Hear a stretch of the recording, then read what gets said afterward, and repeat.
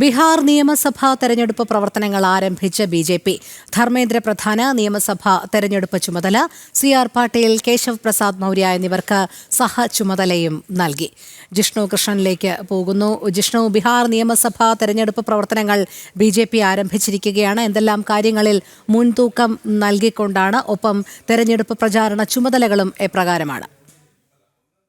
രോഹിണി, ബീഹാറിൽ നിയമസഭാ തെരഞ്ഞെടുപ്പ് പ്രഖ്യാപനത്തിന് മുൻപേ തന്നെ പ്രചാരണ രംഗം ചൂടുപിടിച്ചിട്ടുണ്ട്. ഇതിനോടകം തന്നെ പ്രധാനമന്ത്രി നരേന്ദ്രമോദിയും ആഭ്യന്തരമന്ത്രി അമിത്ഷായും ഉൾപ്പെടെയുള്ളവർ നിരവധി തവണ ബീഹാറിൽ തെരഞ്ഞെടുപ്പ് പ്രചാരണത്തിന് സമാനമായുള്ള പൊതുറാലികളിൽ പങ്കെടുത്തുകൊണ്ട് സംസാരിച്ചു. കോൺഗ്രസും RJDയും ഉൾപ്പെടുന്ന കക്ഷിയും ഇതിനോടകം പ്രചാരണ പ്രവർത്തനങ്ങൾ, രാഹുലിന്റെ വോട്ടറാധികാർ യാത്ര തരത്തിൽ തെരഞ്ഞെടുപ്പ് പ്രഖ്യാപനത്തിന് മുൻപേ തന്നെ ദേശീയ രാഷ്ട്രീയത്തിന്റെ തലക്കെട്ടുകളിൽ നിറഞ്ഞു നിന്നുകൊണ്ട് പ്രചാരണ പ്രവർത്തനങ്ങൾ ചൂടുപിടിക്കുകയാണ്. അതിനിടയിലാണ് ബി.ജെ.പി. ബീഹാർ നിയമസഭാ തെരഞ്ഞെടുപ്പിന് ഇൻചാർജുമാരെ, ചുമതലക്കാരെ പ്രഖ്യാപിച്ചിട്ടുള്ളത്. മുതിർന്ന കേന്ദ്രമന്ത്രി ധർമ്മേന്ദ്ര പ്രധാനാണ് ബീഹാർ നിയമസഭാ തെരഞ്ഞെടുപ്പിന്റെ ചുമതല ബി.ജെ.പി. നൽകിയിട്ടുള്ളത്. കൂടാതെ ഉത്തർപ്രദേശിലെ ഉപമുഖ്യമന്ത്രി കേശവ് പ്രസാദ് മൌര്യ, കൂടാതെ കേന്ദ്രമന്ത്രി സി.ആർ. പാട്ടീൽ എന്നിവർക്കാണ് സഹചുമതല, ബീഹാർ നിയമസഭാ തെരഞ്ഞെടുപ്പിന്റെ സഹചുമതല നൽകിയിട്ടുള്ളത്. അത്തരത്തിൽ 3 പേരെയും ചുമതലപ്പെടുത്തിക്കൊണ്ടുള്ള നിയമനം ഇപ്പോൾ ബി.ജെ.പിയുടെ കേന്ദ്ര നേതൃത്വം പുറത്തിറക്കിയിരിക്കുകയാണ്. നിയമസഭാ തെരഞ്ഞെടുപ്പിന്റെ പ്രചാരണ പ്രവർത്തനങ്ങൾ മുതൽ